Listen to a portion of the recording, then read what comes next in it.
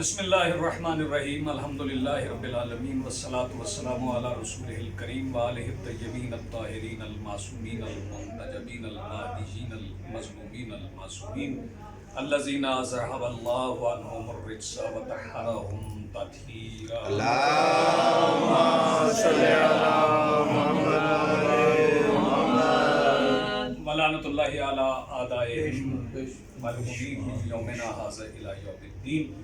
اما بعد فقد قال اللہ تعالی سبحانہ فی محکم کتابہ المجید بسم اللہ الرحمن الرحیم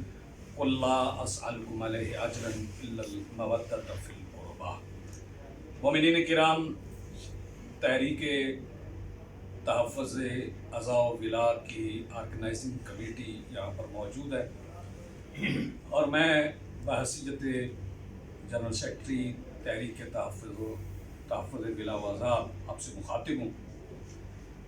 عرصہ دراز سے شیعت کے لبادی میں ایک غیر شیعہ شخص جو بین الاقوامی اسٹیبلشمنٹ ایجنسیوں کا نمائندہ ہے اور ان کا ایجنٹ ہے،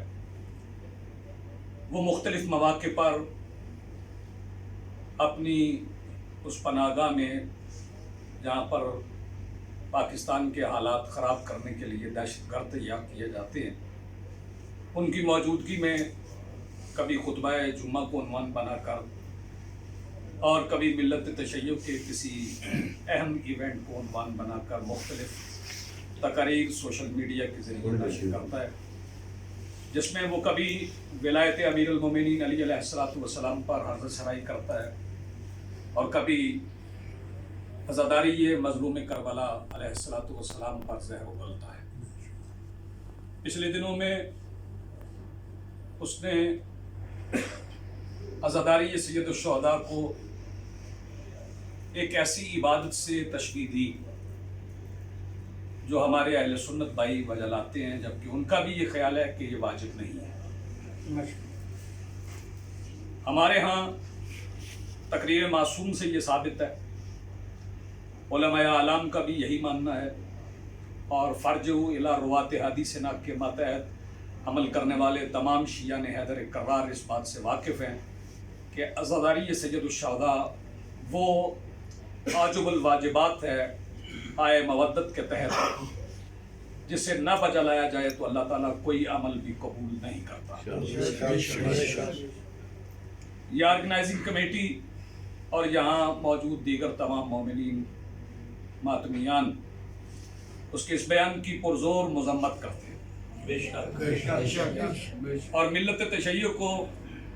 یہ پیغام پہنچانا چاہتے ہیں کہ پہچان لیا جائے کہ اس شخص کا کسی بھی حوالے سے ملت تشیع سے کوئی تعلق نہ کبھی تھا نہ ہے۔ اسے شیعہ کہنا بھی تشیع سے بغاوت ہے۔ وہ افراد جو اس کی وکالت کرتے ہیں وہ دو طرح سے کرتے ہیں، ایک وہ ہیں جو اس کے نمک خوار ہیں، اور ایک وہ ہیں جن کے خیالات اندر سے اس سے ملتے ہیں لیکن وہ خاموشی سے اس کی حمایت کرتے ہیں۔ بے شک صحیح، ان کی خاموشی بھی اس کی حمایت ہے۔ افسوس سے کہنا پڑ رہا ہے کہ بہت سے ایسے ذمہ داران جو اپنے آپ کو تشیع کا ذمہ داران سمجھتے ہیں اور سمجھتے ہیں کہ ان کی وجہ سے پاکستان میں تشیع کی نمائندگی ہے، وہ اس کے مذموم بیانات پر مجرمانہ خاموشی اختیار کیے ہوئے ہیں۔ میں حکومت پاکستان کو یہ پیغام پہنچانا چاہتا ہوں کہ جس روش پر یہ شخص چل رہا ہے، ممکن ہے کہ اس کی اس روش کے نتیجے میں پاکستان کے حالات خراب ہو جائیں، کیونکہ پاکستان میں ملت تشیع سے تعلق رکھنے والی اکثریت عزاداران کی ہے۔ اکثریت ان کی ہے جو ولایت امیر المومنین کو اپنے اعمال میں واجب سمجھتے ہیں اور شہادت ثالثہ کو اپنے اعمال کی قبولیت کی شرط سمجھتے ہیں، اور عزاداری سید الشہداء کے بارے میں ان کا یہ عقیدہ اور ایمان ہے کہ عزاداری سید الشہداء اگر نہ بجا لائی جائے تو 5 وقت کی نمازیں بھی اللہ قبول نہیں کرتا۔ میں تمام شیعہ نے حیدر کرار سے اس آرگنائزنگ کمیٹی کے زیر اثر ہونے والے اس اجلاس کی توسط سے مخاطب ہوں اور یہ عرض کرنا چاہتا ہوں کہ آپ جہاں جہاں پر بھی ہیں اپنے قول اور فعل سے اس شخص کی پرزور مذمت کی جائے، اور ایک خصوصی التماس ہے، اسے کبھی استاد، علامہ، مولوی، عالم دین یا ایسے کسی بھی لقب سے نہ پکارا جائے جو تشیع میں علماء کے لیے استعمال کیا جاتا ہے، کیونکہ وہ کسی بھی ایسے لقب کا حقدار نہیں ہے اور کسی بھی ایسے لقب کی اہلیت نہیں رکھتا ہے، کیونکہ اس نے ہمیشہ تشیع کی مخالفت کی ہے، کبھی عزاداری سید الشہداء کو حوالہ بنا کر، اور کبھی اس نے ایسے بیانات جاری کیے جن سے توہین رسالت بھی ہوئی اور حکومت وقت نے مجرمانہ خاموشی اختیار کی۔ یہی وہ شخص ہے جس نے یہ اعلان کیا تھا کہ ولی اسے نہیں کہا جاتا جس کی نعتیں پڑھی جائیں، ولی اسے نہیں کہا جاتا جس کے قصائد پڑھے جائیں۔ یہ کھلی توہین رسالت ہے۔ میری حکومت وقت سے گزارش ہے کہ بین الاقوامی اسٹیبلشمنٹ کے اس ایجنٹ کی مجرمانہ سرگرمیوں کو طاقت کے ساتھ روکا جائے، اور ہم تمام شیعان حیدر کرار اس بات کا اعلان کرتے ہیں کہ اس شخص کا ہماری ملت سے کوئی تعلق نہیں۔ یہ بیان جو اس نے جاری کیا وہ اس لیے جاری کیا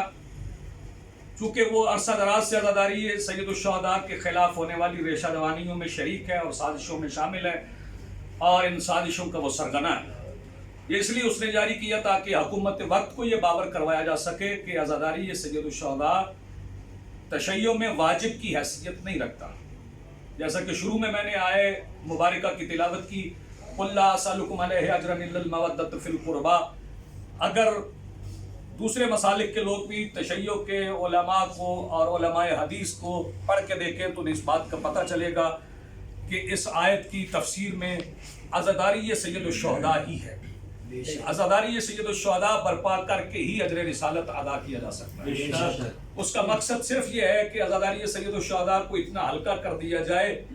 تاکہ حکومت کو اسے روکنے میں کوئی مشکل درپیش نہ ہو۔ میں حکومت وقت کو بھی یہ بتانا چاہتا ہوں کہ یہ شخص چونکہ شیعت کا نمائندہ نہیں ہے اور بہت بڑی تعداد تشیع کی اکثریت، ماتمیان کی اکثریت جو پاکستان میں تقریباً 6 کروڑ کی تعداد پہ موجود ہیں، وہ اس شخص کے دل و جان سے مخالف ہیں، اور آوازیں اب بلند ہونا شروع ہو گئی ہیں اور بلند ہوتی رہیں گی۔ عزاداری سید الشہداء کل بھی واجب تھی، آج بھی واجب ہے، اور تا ظہور سرکار اجل اللہ فرج الشریف یہ واجب رہے گی۔ چونکہ وبائی مرض ہے اور اس کے لیے پوری دنیا ایک بحران کا شکار ہے،